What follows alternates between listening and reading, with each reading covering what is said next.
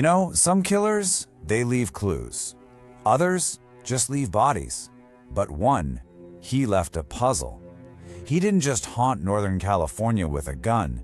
He did it with a pen. He wrote himself into our nightmares with a name he chose for himself. And it's a name that, even now, still sends a chill down your spine. Tonight, we're looking deep into the abyss, into one of America's greatest unsolved cases. Now, those words, they weren't whispered in some dark interrogation room. No, this was a boast, a declaration mailed to the entire world, written in a language he invented. This was the first time we ever heard the voice of the Phantom, the first time he introduced himself as the Zodiac. A voice in the dark. That's really what he was at first. See, before the world knew him as a killer, he was a ghost, a presence that terrorized Northern California, not with a face, but with a pen. This guy didn't just want to kill, he wanted to perform. And he needed an audience. He needed us to watch. So picture this. It's August 1st, 1969. The newsrooms at 3 different papers, the San Francisco Chronicle, the Examiner, and the Vallejo Times-Herald, they each get a letter. And inside, well, inside are details of a murder that only the killer could possibly know. And something else, a challenge. The message was blunt, simple. "Publish my code," he said, "or I will kill again." He promised to, and this is a quote, "cruise around all weekend killing lone people in the night." You see, this was never just about the act of murder. No, this was about control. It was a game of psychological warfare, and he was playing it out on the front page of the morning paper. The killings begin because behind all that ink, behind those cryptic symbols, there was blood. The taunts, the letters, they were all built on a foundation of brutal, random violence. A reign of terror that started in the dead of night on a very lonely road. It starts in December '68. 2 kids, David Faraday and Betty Lou Jensen, shot dead on Lake Herman Road.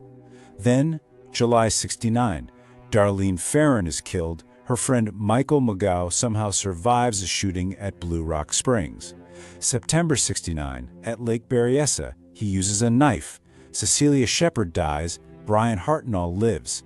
And then, October, a taxi driver, Paul Stein, shot dead in Presidio Heights. You see the pattern? There is no pattern. No connection, no clear motive, just pure predatory violence. Michael Magigo. He was one of only 2 people who survived an attack. He actually saw the killer's face right there in the glare of a flashlight. And his words, they just paint this picture of raw, sudden horror.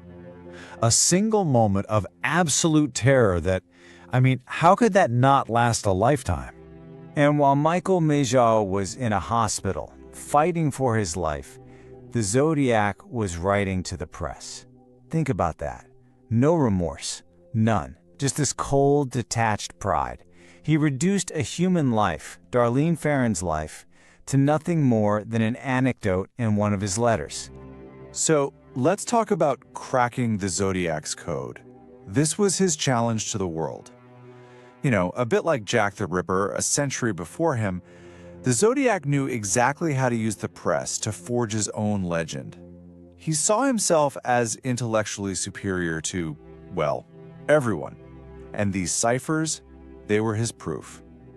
This was way more than a game. It was an act of supreme narcissism. He was challenging not just the police, but the entire world to a battle of wits. And the prize? His own identity. Okay, so here's how it went down. Step 1. The first cipher, the Z408, arrives in 3 parts. Step 2. The killer claims it holds his identity, the key to the whole mystery. And then, step 3, a couple of school teachers, Donald and Betty Harden, they solve it in 1 week. Just 1 week. But the message inside? It wasn't a name, It was just that one chilling line: that killing was fun. So his first code gets cracked by a couple of teachers. You can almost feel the rage, the ego taking a hit. His response? He sends this. The Z340. A 340-character enigma that lands on the desk of the Chronicle in November of '69. This thing was a cryptographic nightmare, a labyrinth of symbols that looked absolutely unbreakable. And for decades, it was. 51. 51 years. I want you to just think about that for a second.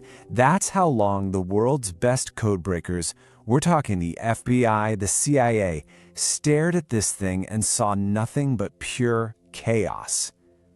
For 51 years, that letter, the killer's most infamous letter, was completely silent.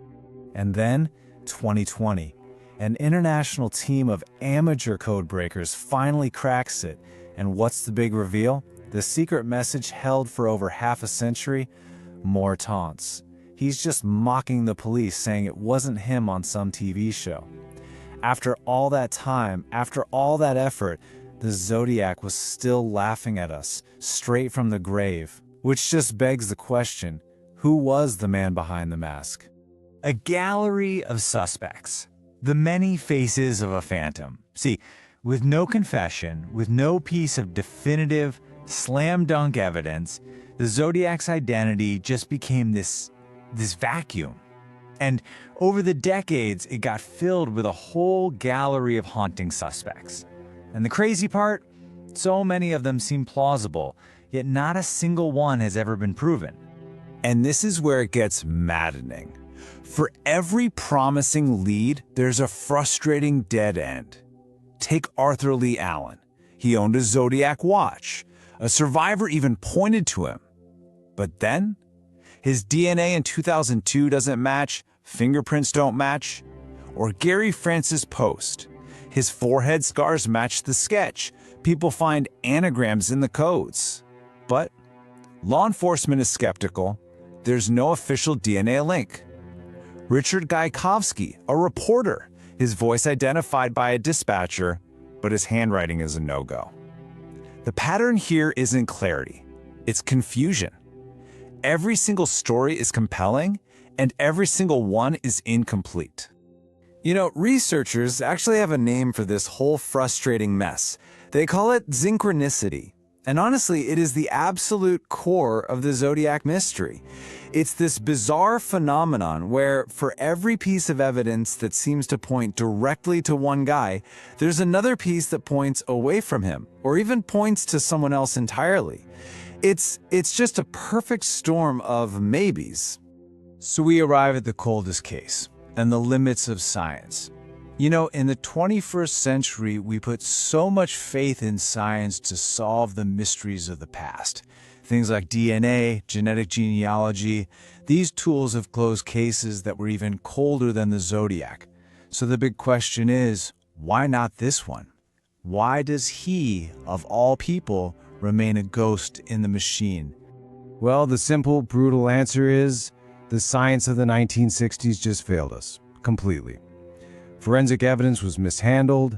I mean, you had reporters, detectives, dozens of people handling things without gloves, without any real protocols. The idea of DNA was basically science fiction back then. The one piece of evidence that could identify him was probably contaminated or just lost long before anyone even knew what it was worth. But then, a glimmer of hope. In 2002, forensic scientists actually managed to pull a partial DNA profile from saliva found under a stamp on one of the Zodiac's letters. Now, it wasn't a full profile, but it was something. It was like a genetic echo of the killer, left behind decades earlier. And this partial profile, it did one really crucial thing. It finally, definitively excluded Arthur Lee Allen, the man police had been chasing for decades. But that's all it could do. It wasn't strong enough to run through any modern databases. So it could clear a name, but it couldn't give us one. But the hunt just kept going. And then, A major update in 2025. Investigators announce a huge breakthrough. They've gotten another genetic profile from the evidence, a full profile. After 57 years, you have to think, this is it. This has to be the moment of truth. But the truth was just another dead end. The profile belonged to someone who, for reasons the police can't disclose, could not possibly have been the Zodiac. It was another false dawn. Another ghost hiding in the evidence. The hunt continues. So where does that leave us? After more than 5 decades, we're right back where we started. In the dark, staring at a symbol and chasing a ghost. Who was the man behind it all? Was he a teacher, a reporter, an Air Force veteran? Or, and this is the really chilling part, was he someone who was never even on the list? In the end, the code was cracked. The killer never was. We solved his puzzles, we read his words, but we never, ever saw his face. You know, the man who terrorized a generation, the man who craved the spotlight more than anything else? Well, he got his wish.